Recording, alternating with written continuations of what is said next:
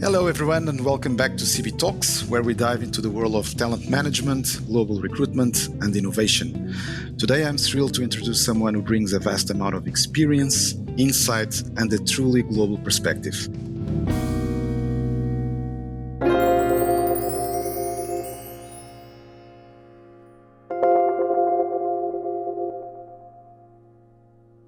Joining us today, Jacquay Thiercelin, who is originally from the vibrant and diverse nation of South Africa.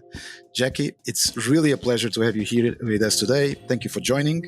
Thank you. Thank you for having me. And as you mentioned, it is a truly diverse place that I come from. So it gives me a great insight into diversity within our current organization and how we do things here.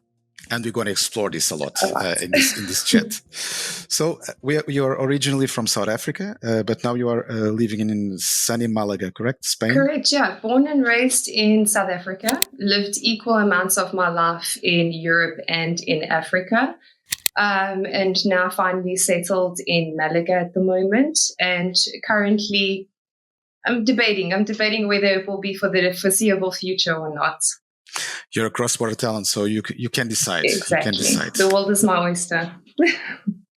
Absolutely.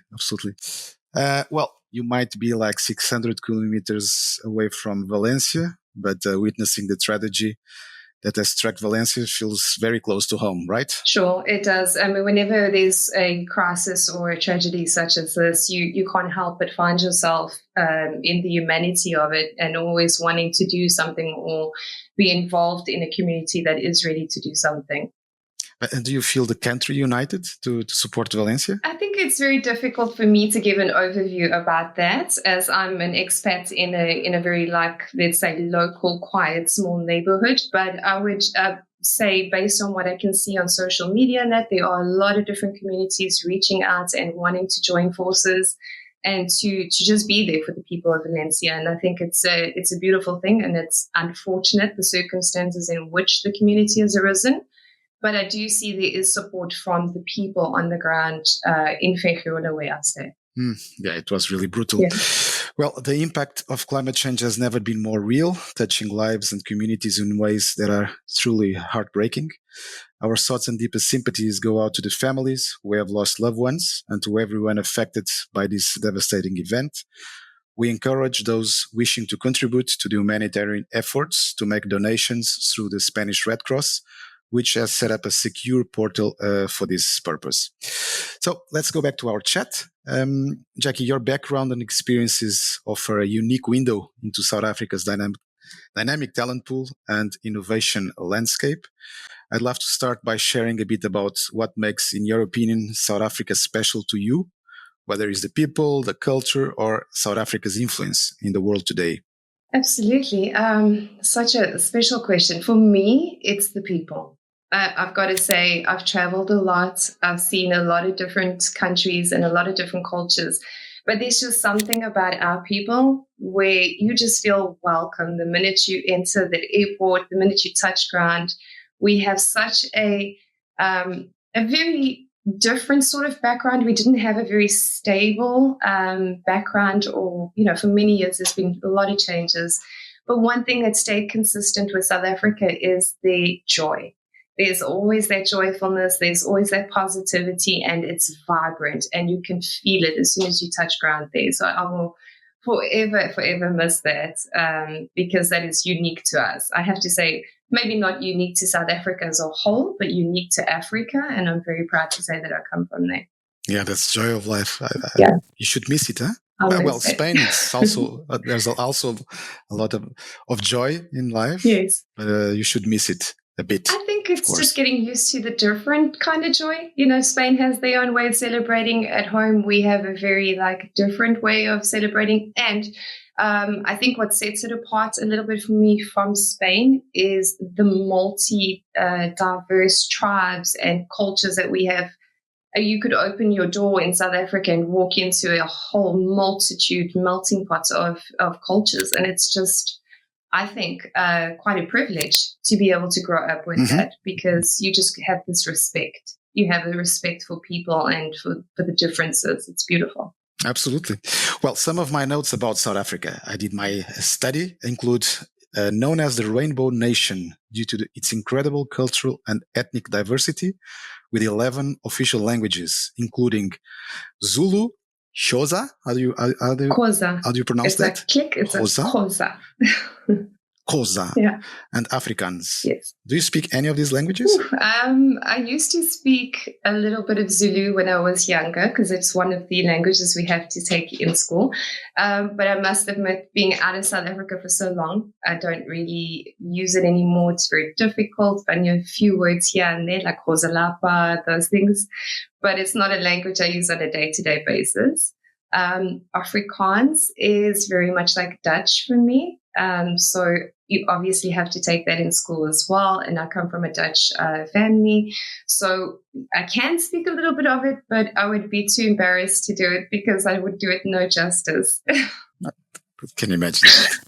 It has been so, but want to be a cross-border talent, join my team. Can you say that in one of these languages without embarrassing you? I would have to really think about it. Maybe towards the end of the call. Just let me mull it over. Yeah, sure. We go there.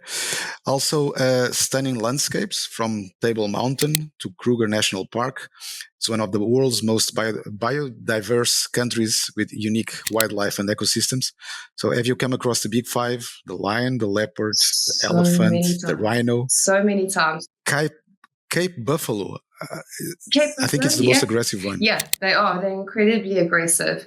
Again, so spoiled from where I come from. I've had the privilege of doing the hot air balloon safaris, horseback safaris.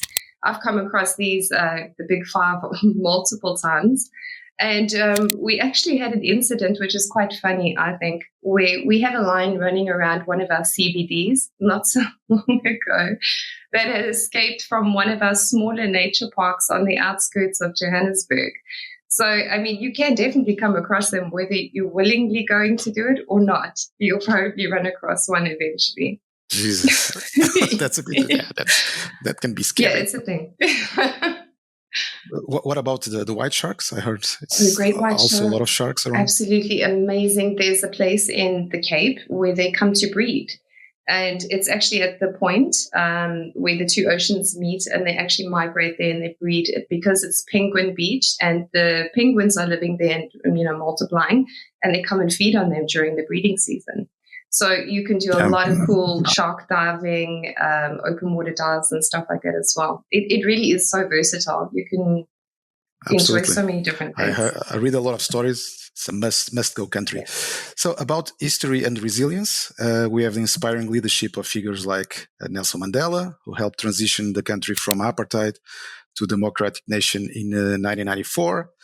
Mandela, who spent 27 years in prison, emerged with a commitment to forgiveness and unity, leading South Africa into democracy. His resilience turned personal struggle into national healing. Another powerful story is from Trevor Noah. In his memoir, Born a Crime, he shares how his mother had to pretend to be his babysitter in public because, as a mixed-race child, his existence was technically illegal. So they used to walk separately in public to avoid suspicion. I think this is a moving example of a mother's resilience. We will not make this a political chat, but I have to tell you, I see the rise of populist parties in South Africa, meaning growing ethnic populism that threatens the nation's post-apartheid unity. I have to tell you that we have a similar trend in Portugal, where populism is rising a lot. We became a democracy 50 years ago in 1974, and now more than ever, populism is appealing to people who feel ignored by elites. So it's now a lot us against them rhetoric. In my opinion, addressing political polarization requires dialogue and inclusive policies to foster social cohesion and protect democratic systems. So, Jacquay, how do you see resilience shaping the future and spirit of people today in such a political, polarized world? I think you addressed it from a key point of what is needed in order to introduce resilience. So I will answer, it's a great question, by the way. I will answer that from a humanity perspective. To me, resilience, and coming from a country that has gone through this, I think I have a little bit of insight into how it played out. I would say that resilience is a crucial trait, and we need to have it to navigate our mental and emotional endurance, because there is a lot of stuff that can occur on a daily basis, a lot of things you'll see that could knock you down, that will challenge you to the core. It will rock you. So I believe that resilience is a crucial factor or a crucial trait, that we need to empower people with the concept that you have a choice. I think a lot of the crisis fatigue has taken that out of our daily appetite, essentially, and made us sort of forget that you have a choice to get up, and you need it to get up for your whatever your motivation would be. Trevor Noah's mom, I think, would attest to this. You get up because your motivation is for your future, is for the kids, it's for the people that are coming, the next generation. And when you get up and you face this, you will rediscover a common humanity. You will start to see that you can have a difference of opinion, but still respect another human being. You can move together. You can become collaborative in your approach, as opposed to feeling downtrodden or negative. I think it is super important as well to understand that you're not alone. Support is a very big thing. And if you can find a commonality with people, know that you're supported and feel empowered to make the change, to internally change your mindset, which will affect your mood and your perspective, then you can choose how you navigate what is happening externally. You can let it blow you, of course, and settle for that. Or you can say, no, I'm going to change it. I'm going to create an alternative path internally, which will affect my immediate external. And you can move forward. You might not change the political landscape, but you sure as hell you'll find a way to navigate it in peace. I can tell you that. That was beautiful. Thank you. Creating in common humanity. Yeah. So by definition, resilience is the capacity to overcome obstacles, no matter what they are. And of course, this Generation Z, they have different obstacles that I had, Sure. Generation X. But in the end, if they are obstacles, we perceive it as obstacles and we overcome. That's the resilience part that we are discussing. Thank you for that. So noted. Thanks for sharing. On a lighter tone, South Africa is known for its achievements in sport, particularly rugby and cricket. Last year was an incredible victory. The Springboks claimed their fourth Rugby World Cup title. How was it for you? I was here in Spain, and I must admit, I'm not a big rugby fan. I'm a great sports fan, but not rugby. And even though I'm not very much in tune with them, I celebrated along with the entire, the whole of Los Boliches. They went crazy. We had a whole bunch of people supporting us, and it's still just, even though I'm not participating and watching it, still that nation pride, we saw it. Everybody was unified once again, as they were in the 95 with Mandela as our president. Everything was out there. Everybody was just together. And I think for me, that is just where we come together as a nation the most, is in our sports, and we recognize each other the most is in our sporting. So it's a great tool for unity. Absolutely. Go Springboks. So now, Jackie, you have had an incredible journey so far, from your early days to your first career steps, and now leading innovative projects at Cross-Border Talents. Can you walk us through your inspiring journey? What did you study, and where did you work before joining Cross-Border Talents? Sure. So I had a little bit of a different path before getting to Cross-Border. I studied obviously a lot in South Africa, and then I decided that I would continue my studies with a university in the UK, where I studied business management. And then I took a complete turn, I did 360, and I went into live broadcast. So I worked in live television for many years, and I think for me it was the thrill of being in a very fast-paced, deadline-driven sort of environment. It was very exciting. The other end of that is that it is also only one chance to make a mistake. You don't get to do it again if it's live. So in a sense, I think it shaped me a lot in who I am today as a person, due to the fact that I'm far more meticulous now and I have a lot of attention to detail, because I've still got in the back of my mind that we've only got one chance to get it right the first time. So that was a very interesting environment to enter into as your first career move. It's I don't recommend it. Well, I do recommend. I mentioned in the previous podcast with Carol, there are some industries that everybody should work at least in a couple of months, because the pace is so high that you learn a lot, and then the resilience part, you will add it to your DNA. Automotive, logistics, for sure. Well, airports, recruitment, and for sure television, because everything is just in time. So the pace should be crazy. Yeah. Look, I mean, I say it in a joking manner. I would not change it. I definitely think that it is added to who I've become as a person, because it teaches you a lot of resilience. That is super important. But for the most part, it is super fun as well, because you are doing a lot of different things. You're traveling a lot. You're being creative. So you have a lot of cool elements to it as well. And it has definitely become part of my DNA and contributed to the person I am today in a very, very big way. A lot of learning experiences. So you have joined us almost 5 years ago. That's remarkable. Thank you for the commitment. Was there a defining moment that converted you in a cross-border talent? Yeah. Do not praise us. Just say this was the nice thing that I think connect me to the tribe. I have to say there was a defining moment, because at first I hadn't decided if I was going to cross over completely into recruitment. I wanted to do something where I was more, let's say, in front of people, because most of my roles have been behind the scenes. And when I started doing this and being in touch with the candidates and hearing the stories and learning about people, it really was exciting for me. And then with CVT, there was a moment where I had sort of realized this is a place that celebrates, and it might be a bit cheesy, but it's okay, I'm going to be cheesy. It's a place that celebrates humanity the way I celebrate humanity. And that was a defining moment for me, because it wasn't about numbers. It was about people, and that sort of hit me in the core, because I'm very much about people. I have a huge heart for people.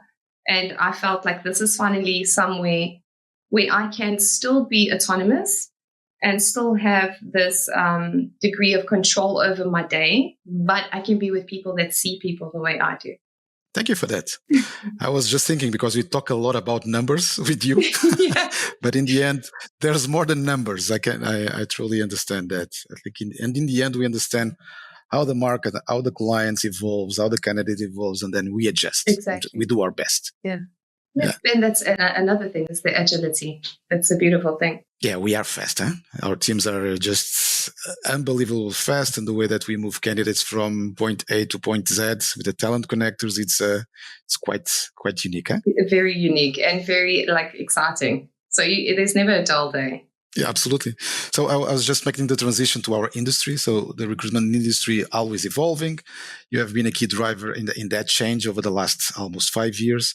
As a commercial manager, your job is to hire and lead freelance recruiters worldwide and manage market relationships.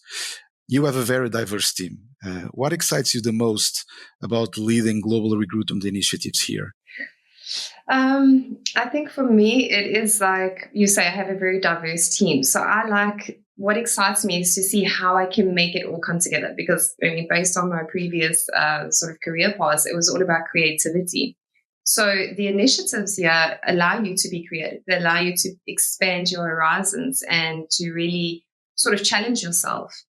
So that excites me about it. I challenge myself not just with the diversity, but I challenge myself with the strategies and the structures and that are all encompassed in our initiatives as well, which end eventually in the global result for the company. So that is what I find exciting about how we do things here, is that there's always that degree, as you're saying, agility. There's always that transparency, but there's always that excitement involved in the initiatives of how diverse can we get? it's fun. Can we get more diverse? Can we include this a little bit? It's just something that speaks to me in a sense, because it feels like we're just always on the forefront of creativity. Yeah, and it's really a global village, because you can have a client in Greece, and then you can have a recruitment coordinator in Portugal, and then 50 recruiters in 50 different countries, and then you have to manage support meetings for the different time zones and getting all the candidates that you need to deliver to the Talent Connectors team. So how do you manage that on a daily basis? For me, in order to manage the organization within the teams, what is crucial, I think, is communication. Like, we have to be able to communicate with one another and articulate what needs to happen and how we're going to approach it. So communication is a big one. The other side of that is technology. You've got to be like in tune with the technology. You've got to know which platforms are going to allow you to manage this and do it correctly and to be on point. And then I think another part of it is availability. Like, how available are you to meet me where I'm meeting you? It's like, if you're not available, we cannot be organized. We have to meet somewhere. We have to create this availability with one another. And availability is not necessarily a timestamp. It's how available am I as a person to a person? How much empathy can I have towards this situation, this arrangement or whatever? And then together with our communication and our technology that allows us to basically be in the room with each other no matter what, we can manage this quite easily and effectively. And you have to have fun with the people that you work with. Yeah, you need to be inspired. absolutely. You need to inspire them. And I think that's one of the most I mentioned when I had the podcast with Nina, the happy hour telco, when we meet all these nice different people from all over the world, the way that we talk to each other and the way that they inspire us by.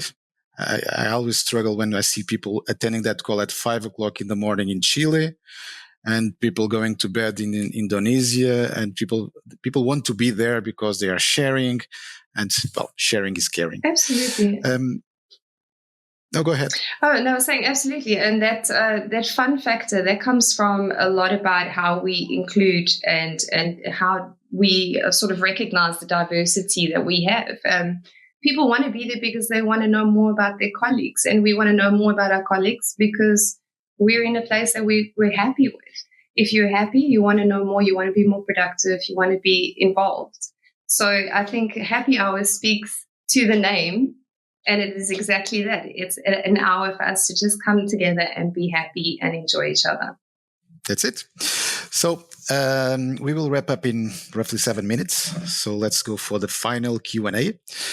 Jacquay, how do you maintain a strong organizational culture in such a distributed setup, having recruiters in so many different countries? I think we already started to cover this, but how do you do this? And how do you organize yourself to meet these colleagues? So essentially for me, it comes down to three things. Like I was saying, it's your communication with your people. So you communicate your strategy, you communicate your times, your needs exactly to the point. And then from there, you have to be able to maintain it. You have to have a discipline. You have to know, okay, this is my schedule for the day. This is where I'm going to be accountable. And you can do, all these things sound very serious, but they can be done in a very humane way as well, not micromanagement. It's just to assist, to make sure that things are hit at the right time. So for me, it becomes quite natural with the teams once we've got everyone in their place and everyone knows what they need to do. They are accountable for their structures and their schedules, and they fall into it automatically.